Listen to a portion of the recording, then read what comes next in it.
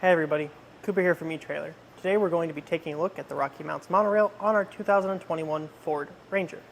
Now, the MonoRail is going to be a platform-style bike rack able to accommodate up to 2 bikes with an individual weight capacity for 60 pounds each, meaning that our heavier e-bikes are going to be an option for this rack, and our 2 main points of contact are going to be our front wheel hook and a back strap, meaning we're not making any of that frame contact. So our alternative frame bikes as well as those carbon frame bikes are going to be an option for this rack too. The MonoRail does have some really cool features such as a tilt-away, which is engaged by a handle right here towards the back, and then lets you just slowly tilt our rack away from our Ranger.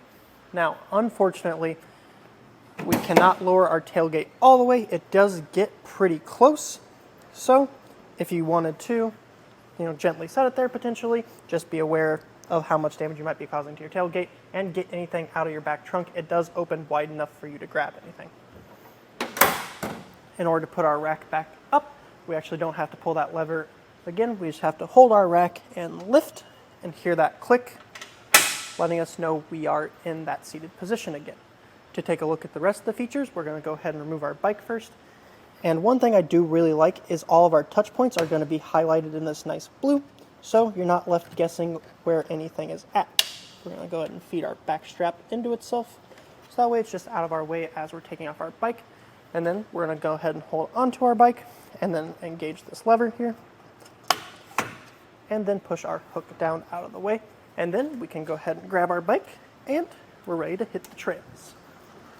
Taking a look at that front wheel chock, we can accommodate up to a 5-inch tire width.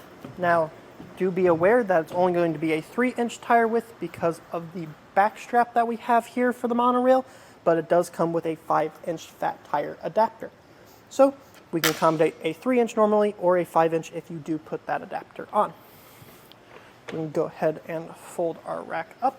I do like to take the back hook if I can and feed it up and under the back wheel mount, just because the back arms aren't really locked into place in any way. So we're going to show you the more folded up position here in a second. If you do hit a stop suddenly and very hard, those arms do have the potential to sort of swing forward and make contact with your vehicle. Not enough that I think it would do really any damage, but it's just something that we can mitigate if we want to. But taking a measurement real quick first, we're going to put our measure on the back of our bumper and measure out to the furthest point out on our vehicle, and we can see that we're adding on about 36 inches to the back of our vehicle in this configuration. Now, depending on your handlebar size, there will be a little bit more of space added on, but 36 inches is out to this knob here. We can, however, engage that same lever, push it towards our vehicle, and take measurements with it in this more seated close-up position. And we can see that in this position, we're only adding on about 16 inches to the back of our vehicle, which is a lot of space saved. And those 2 measurements are just important in case you want to try to fit this into your garage or maybe any other tight spot. Is there enough room for your vehicle, plus those added on measurements that we just talked about? Taking a look down here at our hitch, we do have an Anti-Rattleball feeding through with a lock core on the other end, which is a very nice feature, knowing that there is an additional security feature for your rack. And the Anti-Rattle just helps take out a lot of the left and right and up and down play, so when you are driving down the road, there won't be as much clinking around for it. Overall, I do think that the MonoRail is a really good, solid bike rack. If I were to make a different recommendation for you though, I would tell you to go look at the Kuat NV Sherpa, which does have a lot of similar features, but it is actually a tool-free install compared to the MonoRail. It has some nice quality of life upgrades, I think, but unfortunately it does only have a 40-pound per bike capacity. So if you are looking for a heavier e-bike compatible one, I would recommend the MonoRail to you. And we just took a look today at the RockyMounts MonoRail on our 2021 Ford Ranger. My name's Cooper, and thanks for watching.